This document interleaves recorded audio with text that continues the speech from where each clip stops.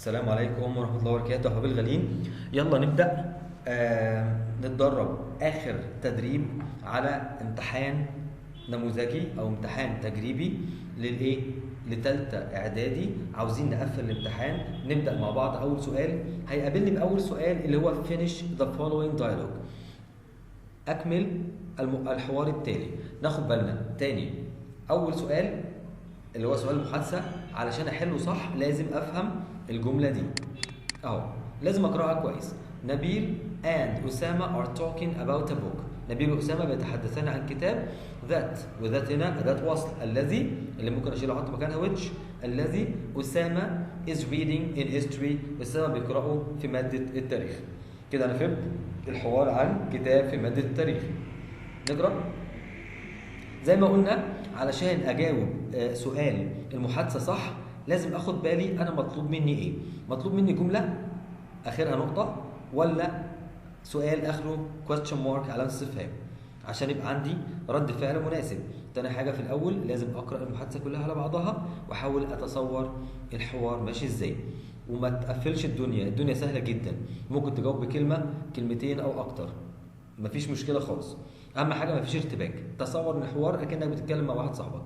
Are you enjoying this book؟ هل تستمتع بهذا الكتاب؟ أسامة طبعا الأبوستروفي هنا، وبعد كده الكوما، وبعد كده أسامة معناها يا أسامة. أسلوب نداء في الإنجليزي. وطبعا أسامة أو كابيتال أهو. طبعا أسامة هو اللي بيقرأ كتاب فين؟ في مادة التاريخ.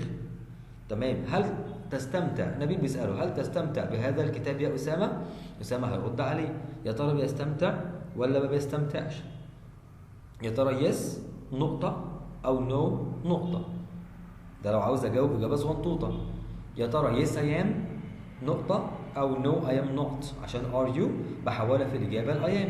you بحولها ل I، و I هتاخد am أخت R، يبقى yes I am أو no I am not، أو yes sure أو no not at all، لا على الإطلاق، على حسب ما أنا قدراتي اللغوية وتمكني في الإنجليزي. ممكن كلمة واحدة يس ونقطة أو نو نوت بس، وتحمل الإجابة بتاعتك الصحيحة. تمام. نبيل هيبتدي يسأله سؤال. مطلوب مننا سؤال. السؤال هجيبه منين؟ هجيبه ردا على الإجابة بتاعتي. because يبقى السؤال كان بواي. لماذا؟ تمام كده؟ because it is not my favorite kind. لأن هذا ليس نوعي المفضل. ما بحبش أقرأ في التاريخ. تمام كده؟ سأله سؤال أهو آخره علامة استفهام. هيرد عليه يقول له I prefer. أنا أفضل. يبقى كان أنت بتفضل إيه؟ أنا أفضل قراءة adventure stories، قصص المغامرات. ويبتدي يسأله سؤال Did you read this book؟ هل قرأت هذا الكتاب؟ هيبتدي يقول له جملة هيكمل بعدها هفهم منها هو قرأه ولا لأ. قال له I read it 1 year ago. قرأته منذ عام. 1 year ago أو a year ago.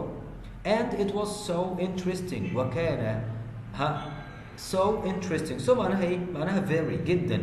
وكان interesting معناها شيقا جدا.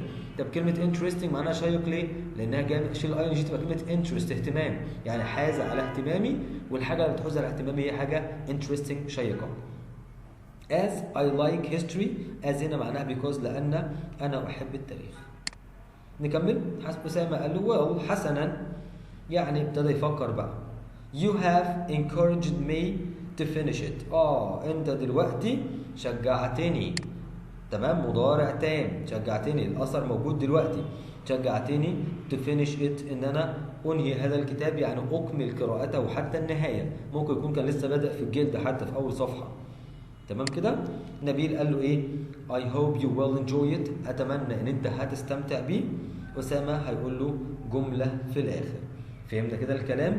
تعالوا نبدأ نحل. كده لازم تقرأ الأول المحادثة مرة الأول على بعضها وتحاول تتخيل الحوار ماشي ازاي. أهو Are you enjoying this book؟ هل تستمتع بهذا الكتاب يا أسامة؟ هيقول له أكيد طبعا لا. No. ممكن تقول no نقطة. No I am not نقطة. No not at all أو not much. not much. No not much ليس كثيرا. تمام. أو a little bit بقدر قليل، على حسب ما أنت عاوز تجاوب. أبسط إجابة هتبقى no نقطة. تمام. طب هبتدي اساله سؤال، هقول له because لان it's not او it is not my favorite kind. تمام؟ لان ده مش النوع المفضل بالنسبه لي. ممكن يقول له ببساطه خالص why، لماذا؟ او why don't you like it، لما لا تحبه؟ why don't you like it؟ تمام؟ ممكن حد تاني يقول why is that، ليه انت ما بتحبوش؟ طبعا that هنا بتعود على الاجابه اللي قبلها على طول، why is that؟ تمام؟ او ممكن why وخلصت. نكمل. لانه ليس نوعي المفضل. هيبتدي يساله سؤال، هيقول له I prefer reading adventure stories. هنجيب السؤال منين؟ بعد ما ابدا بكلمه what، فين الفعل المساعد بتاعي؟ هنجيبه من الجمله العاديه بتاعتي. عندي الفعل فين يا شباب؟ prefer، وprefer عباره عن فعل في المضارع البسيط مش واخد اسم I، يبقى what do I هحولها ليو واكمل prefer reading. يبقى نشوف بقى الاجابه بتاعتنا اهوت هتبقى اهو يا شباب. هنكتب اهوت، احنا نسينا نكتب اصلا من الاول. تاني ممكن اقول اهوت no I am not، لا ما بحبش الكتاب ده. تمام؟ هنا why that، لماذاك، why that، أو why don't you like it. تمام؟ because it's not my favorite. هنا السؤال بتاعي هيبقى ايه يا شباب؟ اهو what، واجيب الفعل المساعد من الفعل الاساسي عندي do مش واخد اس، واكمل احول I ليو، واكمل الفعل الاساسي prefer reading. السؤال بتاعي هيبقى يا شباب ماذا انت تستمتع بقراءة؟ ماذا انت تستمتع بقراءة؟ what do you prefer reading؟ ماذا تستمتع بقراءة؟ هيقول له أنا أستمتع بقراءة إيه؟ adventure stories، قصص المغامرات. did you، هتسأله في الماضي بقى did you read this book؟ هل قرأت هذا الكتاب؟ أكيد طبعا هيقول له بالتأكيد. بص الإجابة القوية، هيقول له sure، بالتأكيد، أو yes I did. لو أنت عاوز ترجع لنفس السؤال تقول له yes I did، أو yes وكفاية. عايز تقول له لا اما يس، لا اما يس اي ديد، لا اما لو انت متحمس قوي تمام زي ما باقي السياق بيقول هتقول له شور، بالتاكيد، او اوف كورس. ونكمل I read it I read. طبعا read مضارع الماضي بتاعها read، نفس الحروف بس النطق مختلف. read التصريف الثالث I read it 1 year ago، قرأته منذ عام and it was so interesting. هنا طبعا بيعبر عن اهتمامه الشديد بيه as I like history، لأني أحب التاريخ. الإجابة نكمل بعد كده well حسنا you have encouraged me to finish it، أنت كده شجعتني عشان أتمم قراءته. I hope you will enjoy it، أتمنى أن أنت ستستمتع به. تاني هيقول له thank you أو me too، لو عايز أقول له أنا كمان أتمنى أن أستمتع به. تمام me too، أو هيقول له thank you، شكرا على الأمنيتك الطيبة دي وإحساسك الطيب. thank you، أو هما الاثنين أصحاب thanks. خلصنا المحادثة بكل بساطة. ممكن تجاوب بكلمة بكلمتين بأكتر على حسب ما أنت حابب. نكمل. خلصنا كده زي ما احنا قلنا في الفيديو اللي فات ان هنسيب صفحه وش وظهر للسؤال ده، بحيث ان انت غلطت في اي حاجه عاوز تشطب شطبه خفيفه على الاجابات، حتى اجابه واحده او اجابات كلها، وترجع تعيد تاني، معاك مساحه. نروح على السؤال الثاني اللي هنخصص له الصفحه الثانيه وش وظهر. read and complete the text، اقرا واكمل النص with words، بكلمات from the following list. مش لازم تكون عارف كل معاني الكلمات اللي هنا، مش لازم. انزل النص الاول واقرا وحاول تخمن ايه المطلوب. وين سامي؟ عندما سامي was young كان صغيرا he had كان عنده ايه؟ ركز معايا، كان عنده ومسافه. ماشي. this means هذا يعني he was bad انه كان سيئا at سيء في ايه؟ reading and writing، في القراءه والكتابه. ما دي الحاجات اللي كان سيء فيها، يبقى اكيد في هنا حاجه ثانيه. It wasn't easy. لم يكن الأمر سهلا for him بالنسبة له to أن his lessons دروسه. His parents والداه حصل إيه؟ asked a teacher طلبوا من معلم أو معلمة to give him أن تعطيه أو يعطيه حاجة lessons دروس which helped him التي ساعدته to be better أن يتحسن أو أن يكون أفضل and did well ويبلي بلاء حسنا in his exams أو in the exams في الامتحانات. تعالوا بقى نبدأ نحل. عندما سامي كان صغيرا he had نقط. تمام. هتشوف الجملة بتاعت تلاقي فاعل وفاعل had هنا معناها يمتلك. لازم يجي وراها حاجة تمتلك. يبقى كده أنا عاوز اسم. special صفة خاص. public عام صفة. both ظرف متنفعش. dyslexia اسم. neither أو neither إما أو سواء. understand يفهم ده فاعل. في الحالة دي الوحيدة اللي عندي اسم هي تمام كده نكتبها تحت اهوت dyslexia. امسح بس دهوت اهوت نكتب تمام. يبقى كده ده الاسم الوحيد اللي عندي D Y S L E X I A. dyslexia معناها صعوبة القراءة. عايزين نصغر ايوه تمام. كان عنده صعوبة القراءة تمام. ده طبعا دي مشكلة كبيرة مرض صعوبة القراءة. فبيقول لي this means هذا يعني he was bad انه كان سيئا سيئا في طب ما الاجابة عندي اهو القراءة والكتابة. طب انا هنا محتاج ايه بقى؟ ما ينفعش اجيب غير ظرف. وطبعا انا عندي كلمة and ما ينفعش كلمة neither خالص. فين الظرف الثاني؟ both صح. يبقى انا هكتب اهوت هو كان سيئا في كل من القراءة والكتابة. تمام كده. يبقى كده كلمة both هنا بتصف القراءة والكتابة أو بتجمع الاثنين. It wasn't easy لم يكن أمر سهلا for him بالنسبة له to أن وتو هيجي وراها يا شباب صفة؟ لا فعل. يبقى أنا لازم أدور على فعل. صفة فين الفعل؟ أهو الفعل الوحيد understand. أخد بالي إن تو هيجي وراها فعل understand أن يفهم. كان من الصعب عليه أن يفهم إيه؟ his lessons دروسه. تمام. أكيد بابا ومامته هيساعدوه. his parents asked the teacher طلبوا من مدرس أو مدرسة to give him عشان يعطوه lessons دروس. يا ترى الدروس دي أي دروس؟ لا لازم طبعا دروس دي اسم لازم أجيب قبلها صفة. يا ترى يا شباب فين الصفة اللي عندي هنا؟ أهو public وسبيشال. هيدوله دروس عامة ولا دروس خاصة؟ أكيد دروس خاصة عشان هو محتاج مساعدة خاصة تبقى special. تمام كده. special lessons علشان يعرف يجاوب ويتابع مع زملاته which helped him التي ساعدته to be better أن يكون أفضل and did well in the exams ويبلي بلاء حسنا في الامتحانات. نشوف الامتحان السؤال اللي بعده. كده خلصنا القطعة على بعضها. هنروح للورقة رقم 3 وطبعا هنعلم في ورقة الأسئلة على السؤال ده والسؤال اللي قبله صح إن احنا جاوبناهم كلهم. شبابنا الحلوين بنكمل دلوقتي وبنروح على السؤال اللي بعده. ايه ده اتعمل بالغلط؟ ثواني نحذفه. تمام. نروح دلوقتي على السؤال اللي بعده وهو السؤال الثالث ونروح على الصفحة الثالثة. مش صعب خالص. قطعة وعليها أسئلة. طبعا قلنا بشكل مبدئي هتقرأ القطعة بشكل سريع يعني هتاخد منك مثلا 5 دقايق قراءة. ما تقفش عند معانا كل الكلمات بس حاول تفهم ايه المعنى العام بس.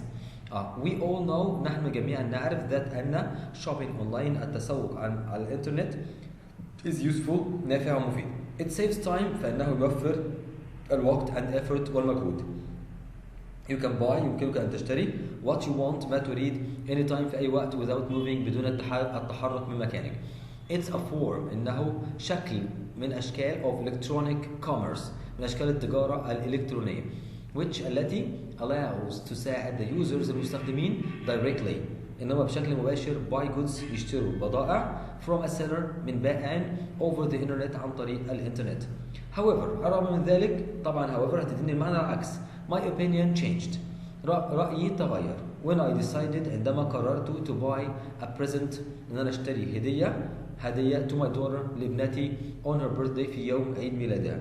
I visited the websites زرت المواقع for electronics مواقع الهدايا الإلكترونية until حتى I found وجدت what I want ما أردت and I ordered وطلبت عملت order يعني a modern computer حديث. The delivery arrived in 1 week. التوصيل تم في خلال أسبوع واحد. I opened the box فتحت الصندوق. Inside داخل الصندوق there were a keyboard كان في كيبورد ماوس وماوس تمام لوحة مفاتيح وماوس a screen الشاشة and a lot of wires وكثير من الأسلاك.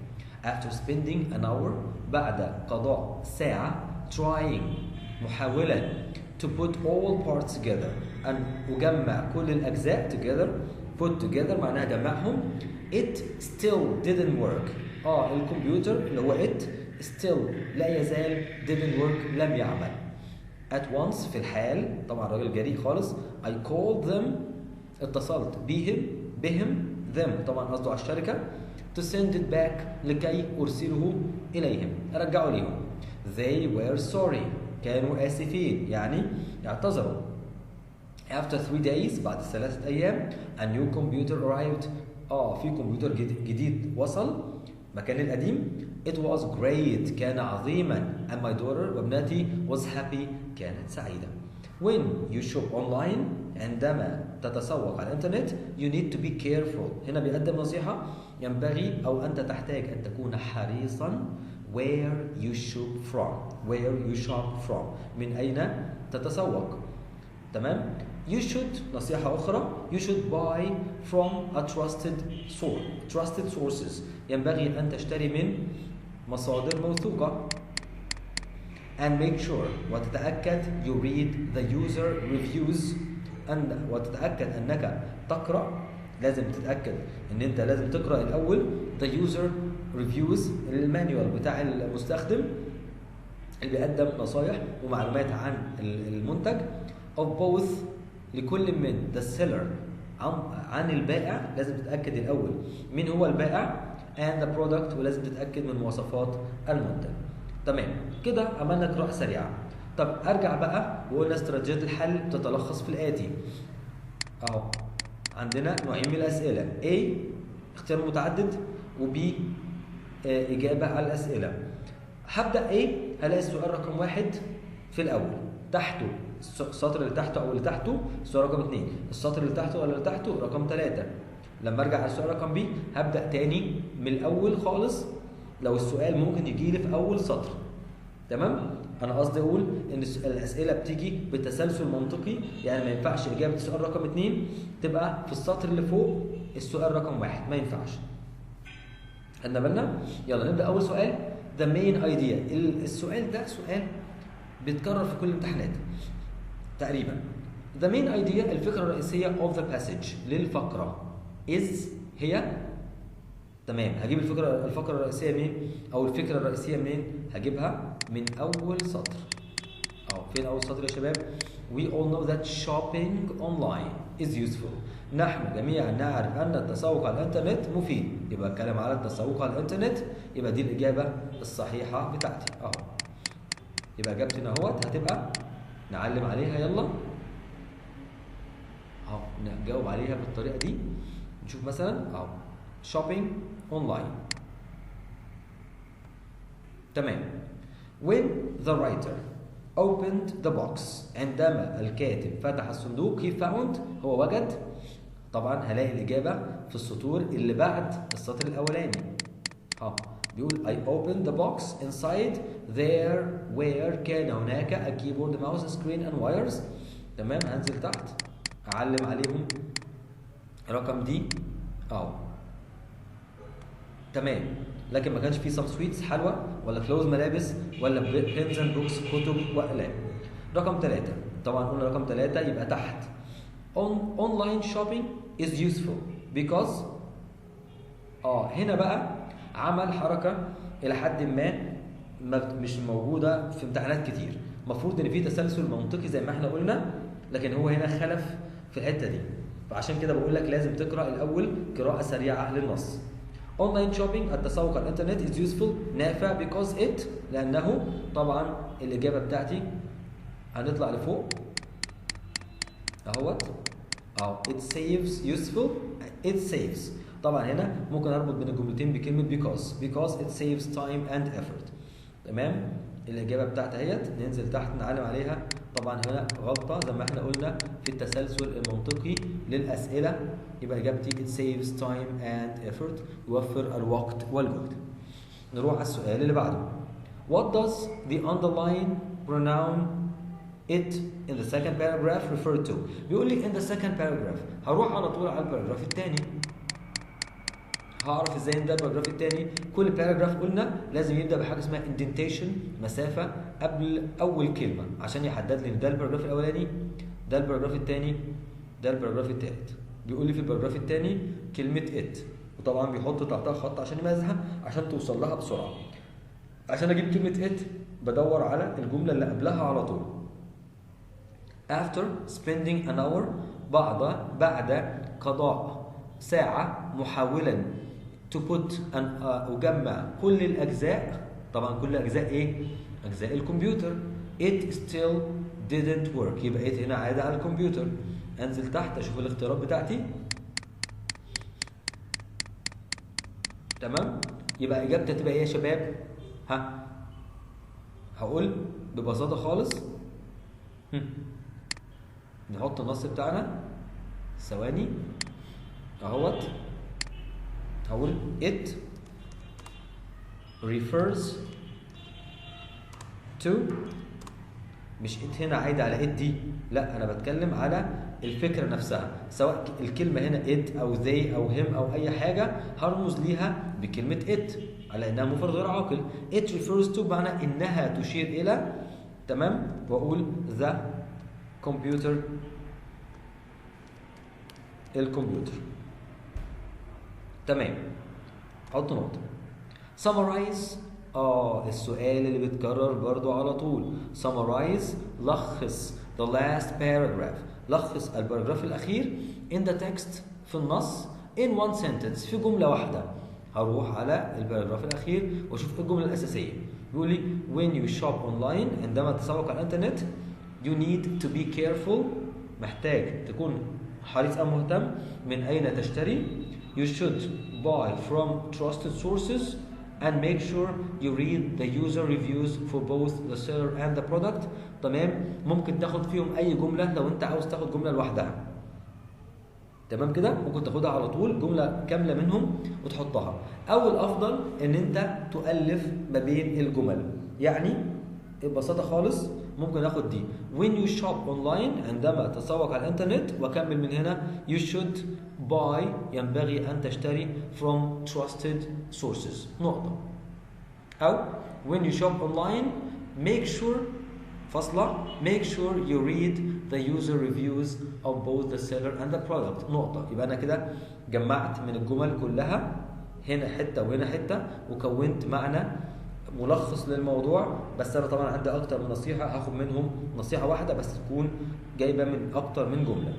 تمام يا شباب اهوت. يبقى when you shop online تمام you should buy from trusted sources. نكتبها الاجابه بتاعتي اهو when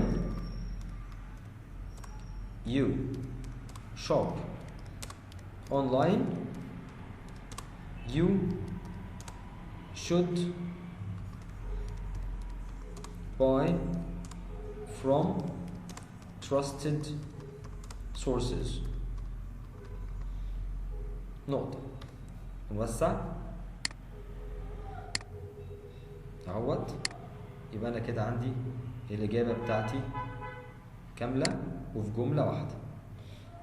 تمام، اخر سؤال بقى بيقول لي سؤال استنتاجي مبني على فهمك.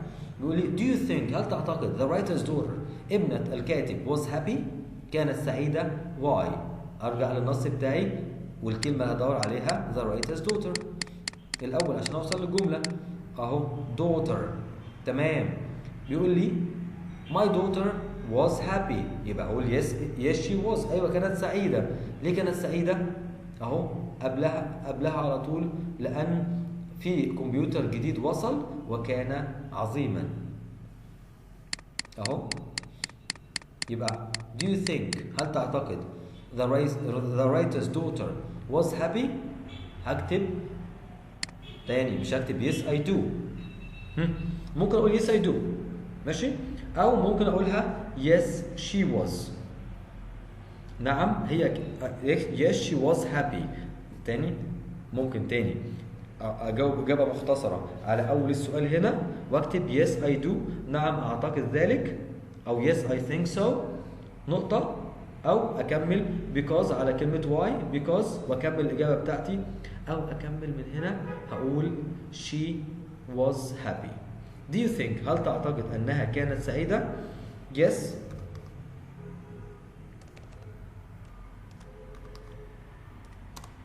she was happy. اجاوب على why بقى على طول because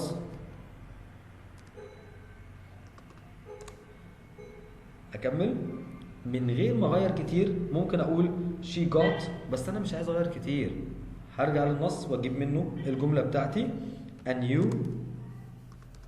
computer arrived. وبعدين يا شباب and it was great وكان عظيما. انا كده جاوبت اجابه مثاليه. تمام. كان عندي اجابه تانية شويه ممكن اغير فيها، ان انا اقول yes I do نعم انا اعتقد ذلك.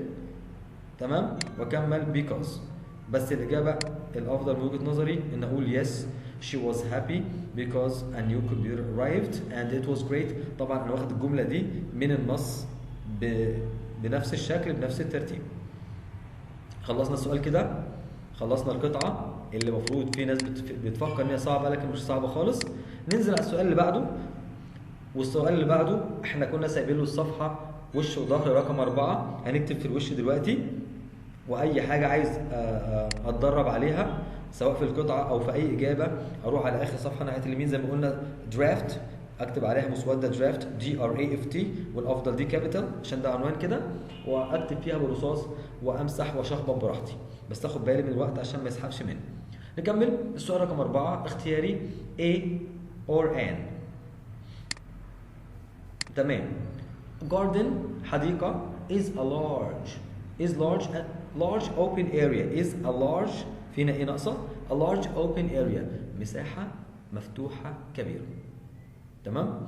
where حيث you can see يمكنك ان ترى beautiful plants نباتات جميله and trees واشجار جميله. يا ترى ايه اللي ممكن الحديقه او وصف للحديقه دي؟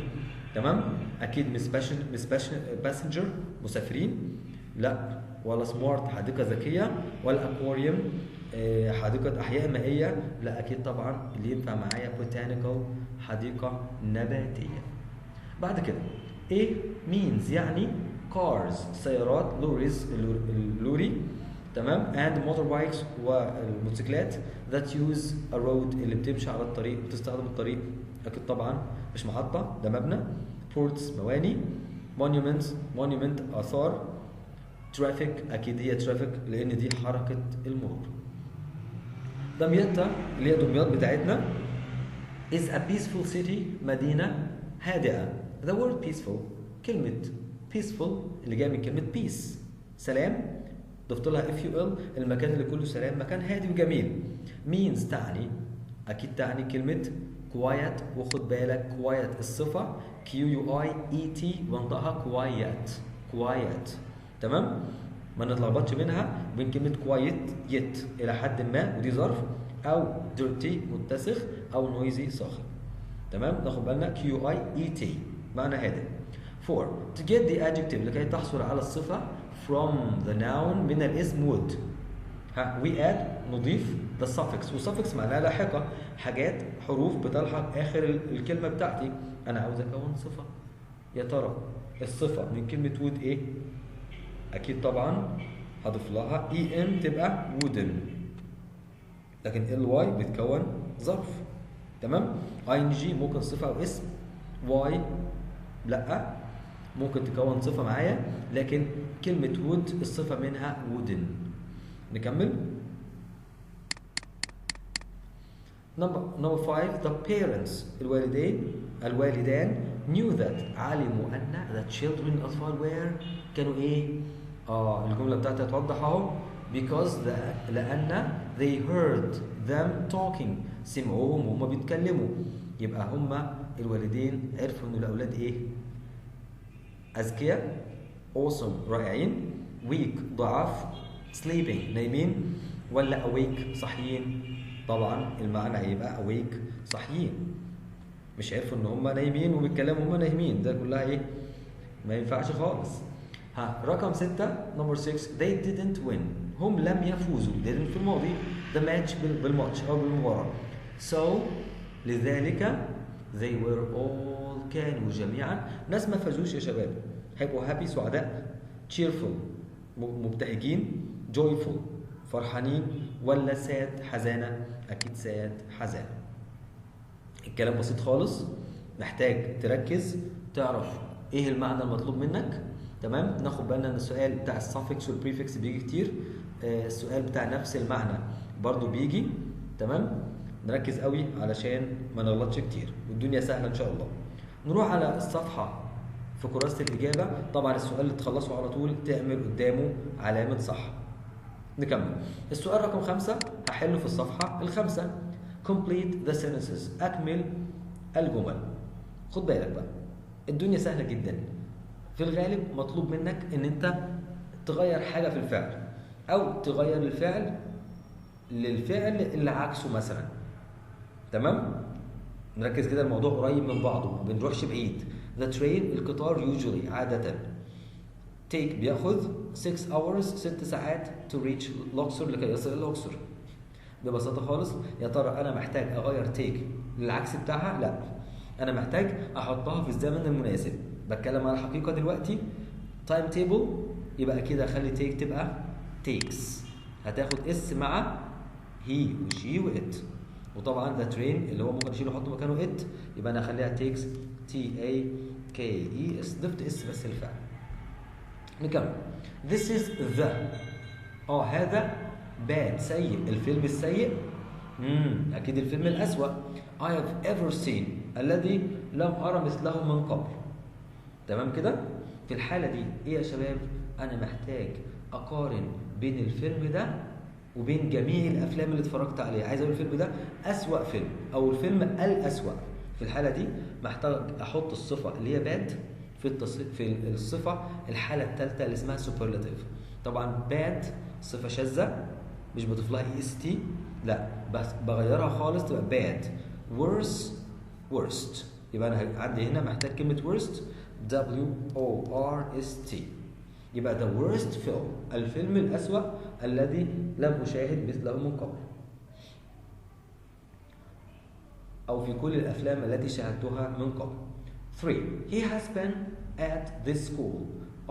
ظل بين معناها جاء من am is or was where، يبقى he has been ظل في هذه المدرسة 4.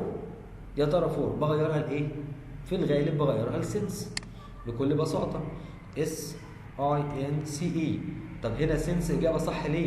علشان جاي وراها وقت محدد، والوقت ده بيرمز لبداية الحدث. يعني هو في المدرسة دي من سنة 2020، يعني قالوا حوالي 4 سنين في المدرسة. 4 ما بروحش بعيد بغيرها لسنس عشان الزمن بتاعي مضارع تام، مفيش أسهل من كده. both كل من نبيل and علي. كل من نبيل وعلي، يبقى أنا عندي هنا جمع، يبقى أنا الفعل بتاعي هيبقى فعل إيه؟ هيبقى فعل جمع. طب أنا أخليها are ولا where؟ ما الاتنين كده جمع. أكمل جملة at school في المدرسة yesterday أمس يبقى ال yesterday بتقول لي ان انا لازم احط هنا فعل جمع بس في الماضي، والفعل الجمع يكون من بي مامتهم الكبيره، يبقى لا اما ار لا اما وير. yesterday في الماضي يبقى وير، W-E-R-E. تمام، ناخد بالنا. يبقى كده كل من نبيل وعلي الاثنين جمع، وفي الماضي يبقى وير عشان وير هي الجمع في الماضي بتاع بي، وانا كده فكيتها للماضي بتاعها. she هي has to يجب ان، اخد المعنى الاول الواضح، هي يجب ان stay up late تظل مستيقظة. she has already هي بالفعل done عملت her homework واجبها، ده هي بالفعل عملت واجبها، يبقى كده يجب عليها ان هي تبقى مستيقظة لوقت متأخر ولا لا يجب عليها؟ مش محتاجة. تمام مش محتاجة، يبقى انا هنفي has to. تمام، هنفي has زي الفعل في المضارع البسيط خالص زي كلمة like، تمام، اللي فيها اس likes. كلمة she likes هنفيها ازاي بقى؟ ادام فيها اس يبقى فيها بكلمة doesn't. دي او هي كانت do وشلت لها الاس من كلمة does، من كلمة like likes او من كلمة has، هحول do ل does واضيف لها in apostrophe t تبقى doesn't، وبعدين مش doesn't لوحدها، انا سحبت الاس من كلمة has هتبقى ها، ما ينفعش. has لها اختها الثانيه اللي هي المصدر اللي هي have، فلازم ارجعها ل have. ولو doesn't وكانت كلمة likes يبقى doesn't like، لو كانت eats يبقى doesn't eat. تمام كده، يبقى كده عندي doesn't have دي الإجابة الصحيحة بتاعتي. خلصنا السؤال، فاضل آخر سؤال معايا، هروح على الورقة السادسة وأعلم هنا صح قدام السؤال رقم 5 إن أنا خلصته. ده كله تاني كنت ممكن أجرب فيه فين؟ في آخر ورقة ناحية اليمين لو أنا عايز لسه أجرب برصاص في ورقة الدرافت. آخر سؤال عندي سؤال لذيذ جدا ولازم أستمتع علشان ما أقفلش قدامي، وطبعا مش محتاج، والأفضل إن أنا ما بصش خالص للعدد الكلمات المطلوب مني، لا ما تبصش لعدد الكلمات المطلوب منك خالص، ماشي؟ علشان ما تلاقيش نفسك مركز في الرقم وفي الاخر ما بتكتبش حاجه. لا انت ركز في الفكره اهي. A short story قصه قصيره سهله جدا عن a holiday اجازه that you enjoyed a lot استمتعت بها كثيرا. قلنا عشان تستكتب قصه قصيره يا شباب محتاج اول حاجه تحدد الزمان والمكان. تاني لو انت كده في الصيف والسماء صافيه وقعدت تبص للسماء هتلاقي عينيك عماله تروح وتيجي وفي الاخر هتنزل عينيك على الارض. ليه؟ علشان مفيش حاجه محدده، لكن لو في سحابه حتى واحده في السماء عينيك هتروح على السحابه دي وتثبت. تمام؟ فانت محتاج لما اقول لك انا عملت وسويت وكذا وكذا هتقول لي يا ابن الحلال فين وامتى؟ فانت لازم تظبط السيتنج اكنك بتشتري موبايل جديد، بتظبط السيتنج الاعدادات، لازم تقول لي فين وامتى، وبعد كده تدخل لي اشخاص وبعد كده احداث. تعالوا نشوف مخطط بسيط جدا اهوت. معانا قصه جميله جدا اهو. لازم احدد اول وقت، وليكن مثلا طبعا المقال بتاعي او القصه بتاعتي هتنقسم لانترودكشن مقدمه، وبعد كده البادي بتاعي اهوت باراجراف 1 باراجراف 2 وممكن باراجراف 3، وبعد كده خالص في النهايه الكونكلوجن الاستنتاج بتاعي او النهايه. نرجع تاني من الاول، يلا نبدا القصه بتاعتنا. احدد زمان ومكان بسرعه يا شباب. ببساطه خالص ممكن اخليها اهو last year العام الماضي، احدده شويه in spring في الربيع. كده حددت الزمان، حددت الاشخاص والمكان. I and my family انا واسرتي went to our grandpa's farm. حددت المكان، ذهبنا الى مزرعه جدي او مزرعه الجد in the countryside في الريف. فاصله منقوطه، الجمله دي لها علاقه بالجمله اللي قبلها it was amazing كانت رحله مدهشه. كده خلاص فهمت، والقارئ هيفهم مني ان انا هبتدي احكي عن ايه اللي حصل في المزرعه. Once we arrived there بمجرد ما وصلنا هناك I told my grandfather اخبرت جدي that أن I wanted to see the farm animals ان انا عاوز اشوف حيوانات المزرعه. طبعا الافعال بتاعتي كلها في الماضي arrived told wanted وهكذا. He took me اخذني and my brother and sister واخي واختي to the barn للحظيره where حيث يبقى where قبلها مكان. We saw رأينا many animals كثير من الحيوانات that I admired much التي أعجبت بها كثيرا and خد بالك هدخل ماضي تام عشان اقول I had just او only seen them in the books. الحيوانات انا ما شفتهمش قبل كده، الماضي التام حصل قبل الماضي البسيط. عايز اقول انا شفتهم فقط الحيوانات in the books في الكتب، لكن دي اول مره اشوفهم في الحقيقه. I saw، ابتدي اقول شفت ايه بقى. I saw a white and black horse، حصان ابيض في اسود. 2 buffaloes، بقرتين. 2 cows، 3 cows، 2 buffaloes جاموستين. 3 cows، 3 بقرات. many goats، كثير من الماعز. hens، الدجاج او الدجاج. and ducks، والبط. all of them، جميعهم were eating happily in the barn، كانوا ياكلون بسعاده في الحظيره. استخدمت زمن مضارع ماضي مستمر ليه؟ لان انا بوصف حاجه كانت بتحصل وانا واقف. تمام كده؟ يبقى كانت مستمره وانا واقف. في الحاله دي ينفع استخدم زمن الماضي المستمر. نكمل. after that، ببتدي ارتب حدث تاني. بعد ذلك I asked، وطبعا مهم جدا استخدم ادوات الانتقال من نقطه لنقطه او من حدث لحدث او من وقت لوقت. ترتيب. after that، بعد ذلك I asked، سألت أو طلبت من grandpa، من جدي to take us، أن يأخذنا to the fields، للحقول. رحنا بقى الحيوانات نشوف دلوقتي الحقول. grandpa، جدي grows، بيزرع various plants. various معناه متنوع، نباتات متنوعة. هبتدي أحط نقطتين وأشرح إيه النباتات المتنوعة دي. some، بعضهم، some على plants. give crops، بيعطي محاصيل. and the others، والآخرين النباتات الأخرى give flowers and roses، يعني نباتات زينة بتدي زهور وورود. grandpa، جدي grows، بيزرع كمان إيه؟ wheat، قمح.